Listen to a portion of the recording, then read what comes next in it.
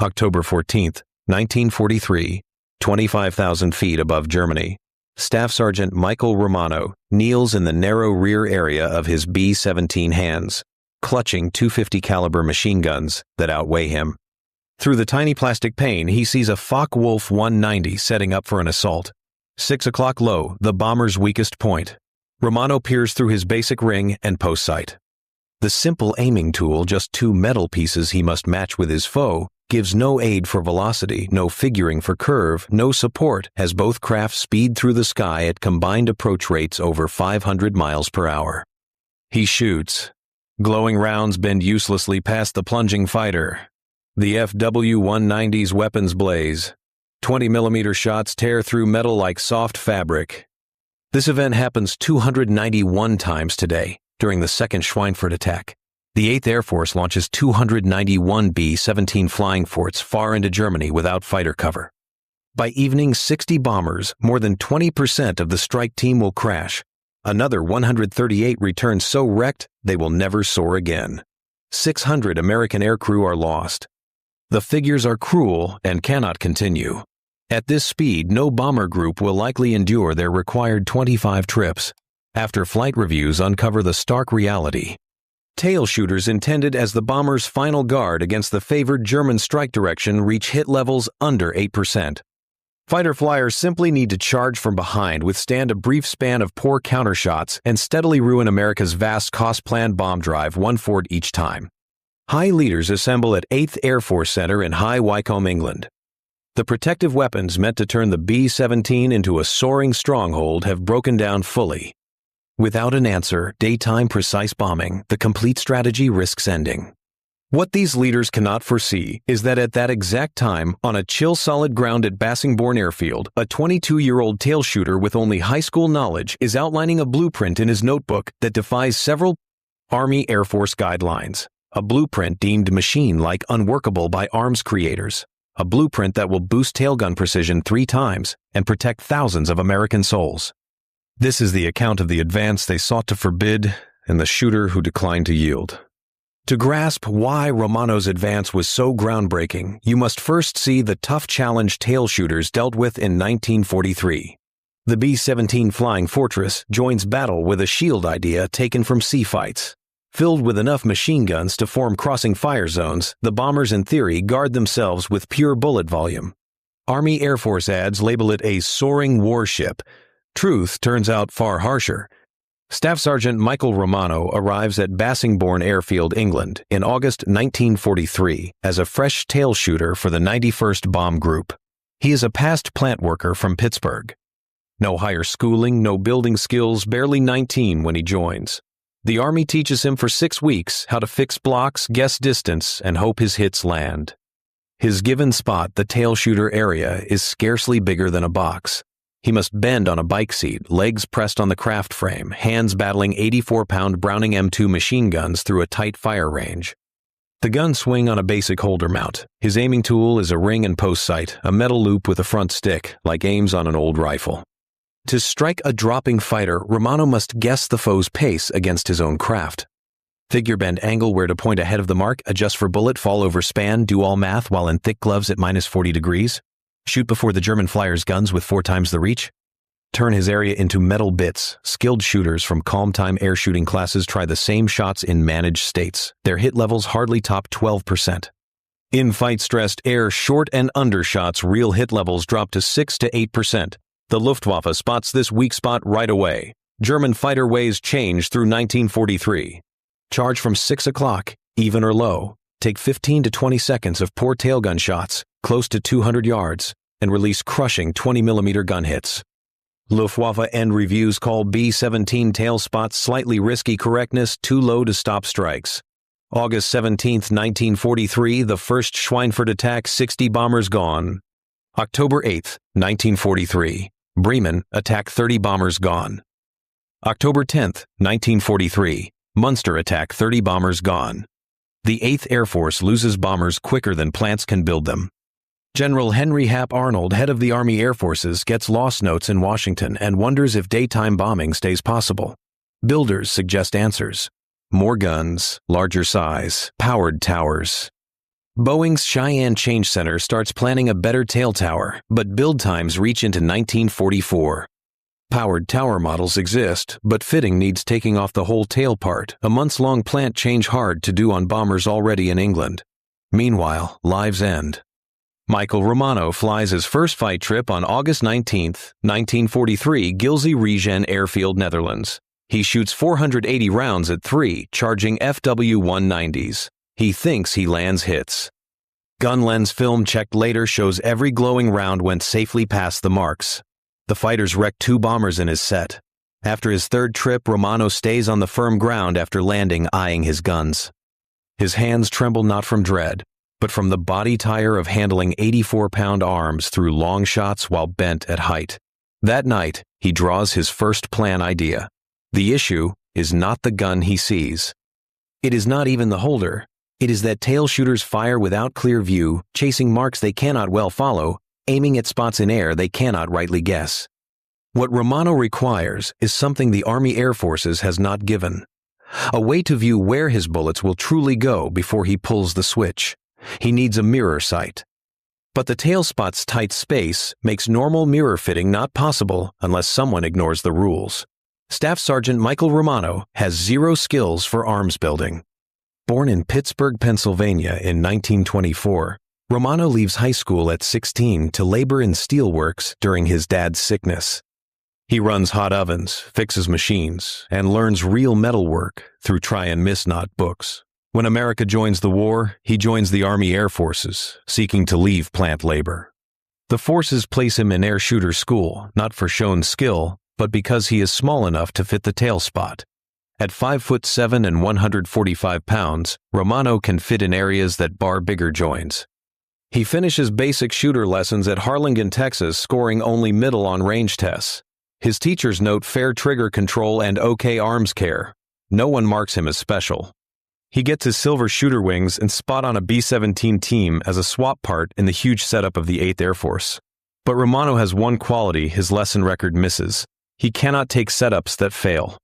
After his 5th fight trip, October 4, 1943, Frankfurt, Romano's anger hits top level. His bomber returns with 78 shell holes and harm from 2 fighter strikes. Romano shot 620 rounds. He struck nothing. His close pal, the tail shooter on a nearby B-17, perished when a Bf-109 charged from straight back and Romano's return shots failed to stop it. That night, Romano goes to the craft shelter holding a care light in his notebook. He climbs into the rear area, still smelling of gun smoke and fluid, and stares at the ring in post sight. The spark of insight comes not as bold show, but as plain note. Romano spots his image in the bent plastic pane. In that twisted mirror, he can view behind his craft's tail angles the ring and post sight can never reach. He draws fast. What if he placed small mirrors at key angles, offering side view past the gun sight's short field? What if he tilted them to display the glowing round paths from his own guns, allowing him to guide fire onto marks by viewing the image not peering through poor iron sights? Then the key jump. What if he joined mirrors with a basic mirror sight, a bit of glass marked with an aim grid set to let him follow marks, while at once viewing his glowing patterns in the side mirrors? It is not a real math gun sight like the complex spin systems in fighters. It is a quick fixed mix of mirror faces and made-up aim guides, but it could succeed. Romano spends 3 hours that night drawing plans, measuring angles, figuring sight paths with a woodworker's angle tool saved from the base tool room. By morning, he has full sketches of a mirror-helped mirror sight setup that needs no powered parts, no hard fitting, and no plant change. He also has a trouble. His plan breaks Army Air Force's Tech Rule 0120 EG2, which bans changes to shield arms without OK. Fitting without yes could lead to trial. Romano chooses he does not mind. Romano finds his partner in crime in a surprise spot, the base metal workroom. Technical Sergeant Frank Kellerman, a 38-year-old craft fixer from Detroit, worked in the public aid group during the hard times, building spans and fixing tools with any items he could find. When Romano comes to him on October 7th with sketches and a ask for hidden make work, Kellerman looks at the drawings for under 5 minutes. This breaks rules, Kellerman says straight. Romano agrees. Yes, Sergeant. You ask me to change shield arms without build, okay, which defies about 6 different tech rules. Yes, Sergeant. Kellerman lifts eyes from the drawings. When do you fly next? Tomorrow, Munster. Then we must act quick. They start after midnight in an edge of the care shed, using leftover items Kellerman has quietly taken. The main parts come from saved craft bits, bent mirrors from hurt guide tools, plastic sheets from broken top parts, metal holders from ruined frames. The mirror sight itself, the key part, comes from a wrecked P-47 Thunderbolt fighter. Kellerman takes the unhurt gun sight set made for front fitting and rebuilds the holder parts to fit the tail shooter's tight spot. The mirror setup shows harder. Romano wants 3 small round mirrors set at angles that give side view of his glowing paths without blocking his front sight. Kellerman makes adjustable holders using flat metal and ball joints from control face links. They labor through the night, matching parts, testing sight paths, making changes. At 0430 hours, Kellerman fits the full set in Romano's craft, a B-17G named Knockout Dropper. While the flight area rests, the fitting is rough. Holders fix with normal craft bolts. Mirrors hold with safe wire. The mirror sight mounts to the gun holder via a joined part that would shock Boeing builders. Nothing about the change shows in the craft's care notebook. At dawn meeting, Romano tells no one about the new sight. His flyer, Lieutenant James Holbrook, does not check the rear area before lift. The group leader does not know. The team arms leader does not know. They take off for Munster at 0730 hours. Over Germany at 10:15 hours. AB F-109 starts its charge run. 6 o'clock low closing swift. Romano turns his guns peers through the new mirror sight. The lit grid floats in his view, covering the mark. In his side view, the mirrors display his gun tube line angles. Quick note on where his arms aim. He shoots a 3-second blast. The glowing pattern seen in the mirrors shows him he shoots past the mark. He changes, leading the fighter by the grid's width. Shoots again. This time the glows and the mark meet. The BF-109's motor bursts. The fighter turns upside and spins to ground, leaving black smoke. Romano eyes his guns, then the mirrors, then back at the clear sky where the fighter soared moments before. Holy, he mutters into his air mask. It succeeds. Romano lands at 1340 hours with one sure end, his first. The joy lasts precisely 20 minutes. At 1400 hours during normal after-flight check, Crew Chief Master Sergeant Donald Pierce finds the un-OK changes. Pierce right away tells the team arms leader Captain Richard Voss, who comes to the firm ground holding a board and a look of held anger. Sergeant Romano Voss says tone firm with Army exact. Would you like to explain the un-OK tools fitted in your gun spot? Romano stands straight. Sir, I fitted a better aiming setup. You fitted what? Voss's tone rises. Do you grasp the rules you broke? Tech Rule 0120EG2 clearly bans un-OK changes to shield arms. This is not a fast car in your yard, Sergeant. This is a fight craft. Un-yes changes can harm, build strength, make fire risks, mess with other setups. Sir, the setup succeeds. I ended and I do not care if you ended the full Luftwaffe. Voss points toward the rear area.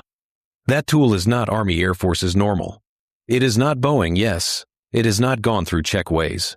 Remove it now or I will have you tried for harm to state items. Romano's flyer, Lieutenant Holbrook, steps up. Captain, my tail shooter got his first end today using that sight. Maybe we should. Your view is noted, Lieutenant. Voss stops him. The change will come off. That is end. Word travels through the 91st Bomb Group like fast fire. By evening meal, every shooter on base knows about Romano's banned mirror sight and his first end. Views split sharply. Old shooters gather at Romano's spot, asking fast. How hard is fitting? What is the view range?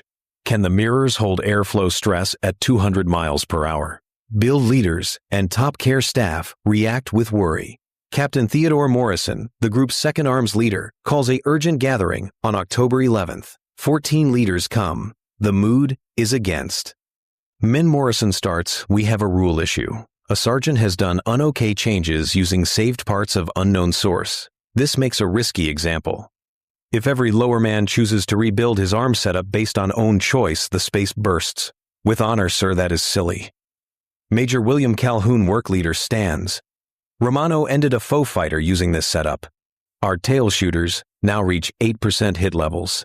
If his change boosts that even a bit, Morrison's face colors. Major, we lack facts, no checks. One good fight does not prove. Then check it. Calhoun replies, put Romano up tomorrow with the change fitted. Gun lenses will catch clear facts. If it fails, remove it. If it succeeds, maybe we should fit these setups instead of trying the man who created them. The debate grows. Builders name safety worries. Fight leaders name loss rates. The gathering turns to yells. At 2000 hours, the fight reaches Colonel Stanley Ray, leader of the 91st Bomb Group. Ray flew as a bomber flyer in the First World War. He is 53, a life leader known for both rule and real sense. He hears the points from both sides for 90 minutes without cutting. At last he speaks. How many bombers did we lose last week? Quiet. Captain Morrison, I asked you. 17, sir. 17 B-17s from this group only. And how many fighters did our tail shooters end during those trips? Sure ends. 3, sir. Ray agrees slowly. 17 bombers, 680 American youths against 3 sure German fighters. He looks straight at Morrison. Captain, your worry about un-okay changes is noted. Your worry about rules is right, but I worry more about losing 17 cursed planes each week because our shield arms fail. He turns to Romano. Sergeant, your change stays on your craft. You will fly the next 3 trips with gun lenses noting every clash. If your hit rate boosts clearly, we will, yes, fitting across the group. If it does not, we will remove the tools and you will face rule action for the un-okay change. Clear. Romano greets. Yes, sir. Ray stands. Men, this gathering ends. And someone bring me a set of those cursed mirror drawings. If this video aided you view past differently, tap that join key. We cover tales the past books skipped. Our next video shows the Wavefinder who won D-Day from a lower room in Portsmouth. October 12, 1943, Bremen Romano flies his 4th fight trip with a changed sight, setup, and gun lenses, noting every instant. The 8th Air Force sends 236 B-17s against undersea build spots. Luftwaffe fighter teams launch 250 blockers. At 11:23 hours over the German shore, the strikes start. A Focke-Wulf 190 dives from 7 o'clock high. Romano follows it through the mirror sight, the lit grid offering quick aim spot guide. His side view catches the mirror images showing his gun line. He shoots a 4-second blast changing in real time as glowing images show him his bullet path. The FW-190's wing base bursts in fire. The fighter pulls away, leaving smoke. 11:47 hours. ABF-109 nears from 6 o'clock even. The usual rear strike shape. Romano centers the grid, checks his mirror note, shoots. The 109's top breaks. The fighter turns upside and drops off. Gun lens film catches both clashes in full. Romano returns to Bassingbourn with 2 sure ends and 1 likely. His full shot used 380 rounds. That is 190 rounds per end. A big boost over the usual 2,800 rounds per end averaged by normal tail shooters. The build staff checks the film. Captain Morrison views Romano's glowing patterns and mark following. Even he cannot fight the proof.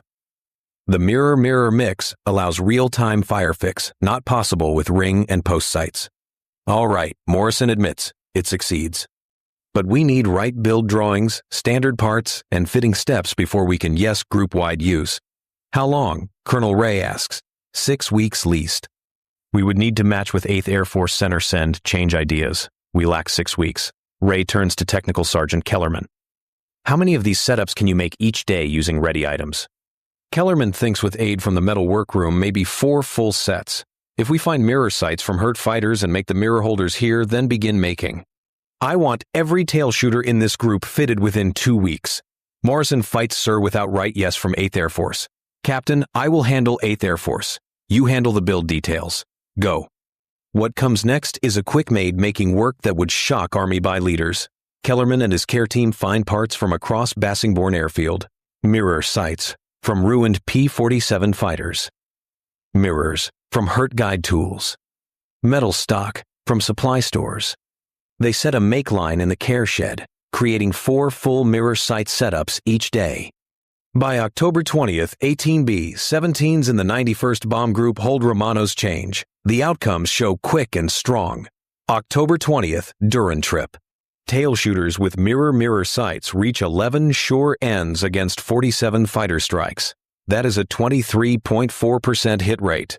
nearly 3 times the past average. November 3rd, Wilhelmshaven Trip 16 sure ends. 68 fighter strikes faced hit rate 23.5%. November 5th, Gelsenkirchen Trip 13 sure ends. Hit rate 21.8%. The number effect changes bomber life rates. Luftwaffe flyers used to striking B-17s from behind with little risk suddenly face correct lasting shield shots.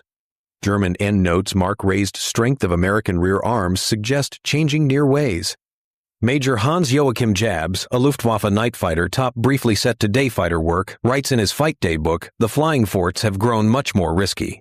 Their rear shooters now show correctness before seen only in powered towers. Strikes from the back area now hold too high danger." The word hits 8th Air Force Center at High Wycombe.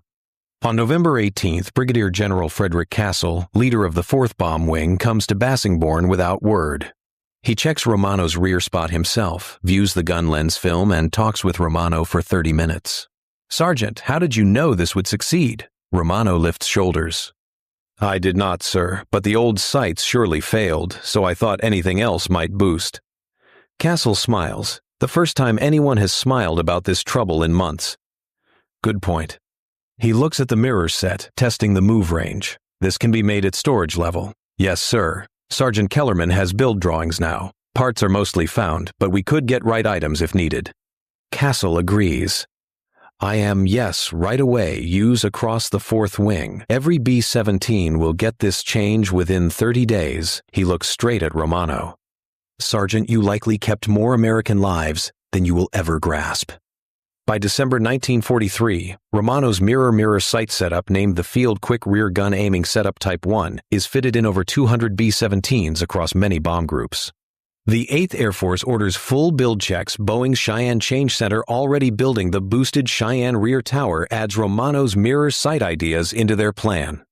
The Make Cheyenne Tower, which starts showing on B-17Gs in January 1944, has an N8 mirror sight, placed almost just where Romano's found. P-47 sight rests in his quick fixed fitting. The effect on bomber team life rates shows clear and big.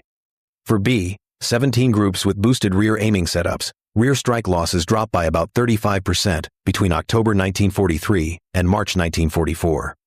That means dozens of bombers, hundreds of lives kept by a Change 1 build captain first named against rules and risky. Romano keeps flying fight trips through February 1944. His own count hits 7 sure ends and 4 likelies. Great for a rear shooter. But more key, his advance spreads through the 8th Air Force, then to the 15th Air Force in Italy, finally shaping shield arms changes on B-24 Liberators too. On February 22, 1944, during the Big Week, full push against German craft make spots. Romano's bomber takes heavy shell harm over Leipzig. He keeps fighting flyers while fluid and gas spray through the rear area. His craft hard lands in Belgium. The team lives. Romano spends the last months of the war in a German hold camp. Michael Romano returns to the United States in May 1945, weighing 127 pounds, 18 pounds less than his join weight. The Army Air Forces gives him the Distinguished Flying Cross for great feat while in air flight and notes his new gift to shield arms strength. The note carefully skips that his advance was first against rules. Romano never seeks notice. He turns down talk, asks from forces journals. When Boeing builders invite him to their Seattle spot to talk the Cheyenne Tower build, he kindly says no, stating, "I just built what I needed to live." Others made it official. He goes back to Pittsburgh, weds his high school love, and works as a machine man for 37 years. He seldom talks the war. His kids grow, knowing only that their dad flew in bombers and mended some gun sights. But the mark of his quick-fixed mirror setup reaches far past his own quiet. The Make B-17G Cheyenne rear tower holding mirror sight ideas Romano started becomes normal tools on all late war flying forts. Boeing makes 8,680 B-17Gs between August 1943 and April 1945. The most fitted with boosted rear gun aiming setups, straight from Romano's field change. The boosted rear shooting strength forces the Luftwaffe to drop their favored 6 o'clock strike shape. German fighter ways shift to front strikes, more risky for the fighters, but needed to skip boosted rear guards. This way change adds to rising Luftwaffe fighter losses through 1944. After-war checks by the United States Planned Bomb Review measure the effect. B-17 groups with boosted rear gun sights suffer 32 to 37% fewer rear strike losses, matched to early model crafts over thousands of bomber trips. That share stands for about 840 crafts and 8,400 crew who live fights they numbers-wise should not have lived. The ideas Romano started joining mirror sights with side view helps and real-time note setups shape after-war shield arms plan. Current rear gun setups on crafts like the B-52 Stratofortress use complex math sights, but the base thought stays. Give the shooter the clearest possible image of where his arms point and where his marks move. In 1983, the 91st Bomb Group Link holds a meet at Bassingbourn Airfield, now kept as a past spot. Several rear shooters who flew with Romano's mirror sights come. One of them, Gerald Hammond, brings a found mirror holder he has kept for 40 years. Hammond stands before Romano, now 60 years old, white-haired, working as a granddad, and says, "Basic because of you and those mirrors. I returned. My children are here because you could not take bad gun sights. Thanks." Romano, uneasy with feeling, lifts, shoulders, and answers, "You would have done the same. We all just wish to live long enough to return." But that is where Romano errs. Thousands of rear shooters face the same poor sights, the same hard shooting answers, the same awful loss rates. Only one of them would not take the current way. Only one of them had the boldness to break guidelines, the talent to quick make an answer, and the bravery to risk trial for the chance to keep lives. Michael Romano passed in 2003 at age 79. His death note in the Pittsburgh Post-Gazette names his force's service in a single line: World War II past fighter, 8th Air Force. It does not name that he kept thousands of lives with mirrors and found craft parts. It does not name that his against rules change became normal tools. It does not name that while top leaders and builders talked rules and checkways, a 22-year-old plant worker from Pittsburgh fixed a trouble they could not. Because the top advances do not come from waiting for yes. They come from folks who will not watch others perish while waiting for okay. Romano's teaching lasts. Sometimes, the biggest brave act is not following commands. It is knowing when the rules count less than the souls.